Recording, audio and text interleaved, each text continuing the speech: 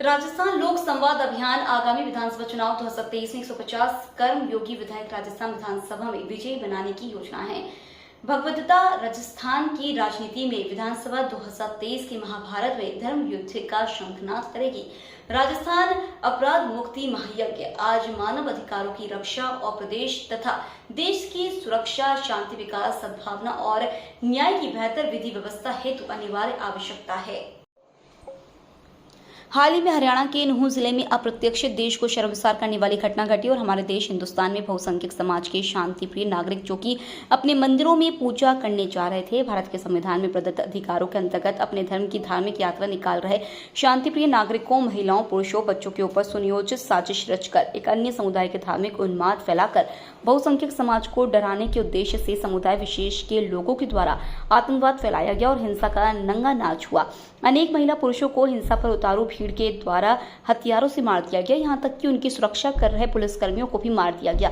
धार्मिक यात्रा और नागरिकों के ऊपर पत्थरबाजी की गई, पुलिस की गाड़ियों को और बहुसंख्यक समाज की गाड़ियों को जला दिया गया, पुलिस के थाने को जला दिया, पुलिस की चौकी को जला दिया गया, सरकारी संपत्ति को नुकसान पहुंचाया गया और यह समुदाय विशेष की भीड़ को इकट्ठा करके धार्मिक उन्माद फैला करके दिन दहाड़े पुलिस प्रशासन की नाक के नीचे हुआ, जो बहुत ही शर्मनाक है और जनता और प्रशासन की आंख खोलने वाला प्रकरण रहा। दंगों के उपरांत जांच में यह सामने आया है कि आतंकवादी हिंसा में बांग्लादेशी, रोहिंग्या, पाकिस्तान अवैध घुसपैठ क्योंकि स्लीपर सेल के द्वारा धार्मिक उन्माद फैलाया गया और हिंदू समुदाय की धार्मिक यात्रा पर पत्थरबाजी की, गोलाबारी की, हिंसा और अराजकता फैलाई और इस अप्रत्याशित घटना को अंजाम दिया गया।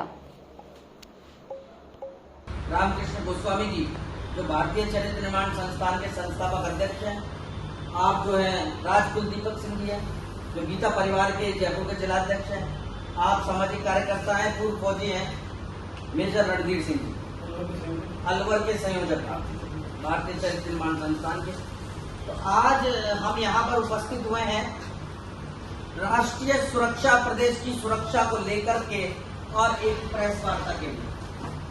प्रेस वार्ता का आयोजन जो है ये ब्रजभूमि कल्याण परिषद के तत्वाधान में किया जा रहा है और जिस बात को हम 35 सालों से लगातार कह रहे हैं कि सन 1987 में राजस्थान की तत्कालीन हरदेव जोशी सरकार ने राजस्थान के अंदर और मेवात का बीजारोपण किया था।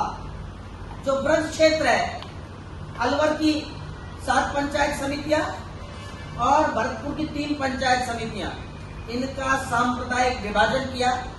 उस आधार पर किया जिस आधार पर 1947 में पाकिस्तान का निर्माण हुआ था और मेवात विकास बोर्ड का निर्माण किया। ये संविधान के खिलाफ है। हमारा संविधान किसी भी विकास योजना का नाम धर्म के आधार पर रखने की अनुमति नहीं देता है।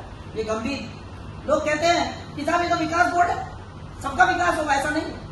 आप विकास बोर्ड बना सकते हो लेकिन क्षेत्र का सांप्रदायिक विभाजन नहीं कर सकते। आप किसी क्षेत्र विशेष में ये नहीं कह सकते या हिंदू ज्यादा रहते हैं या मुसलमान ज्यादा रहते हैं या क्रिश्चियन ज्यादा रहते हैं इसलिए उनका नामकरण उनके आधार पर होगा, ऐसा नहीं कर सकते।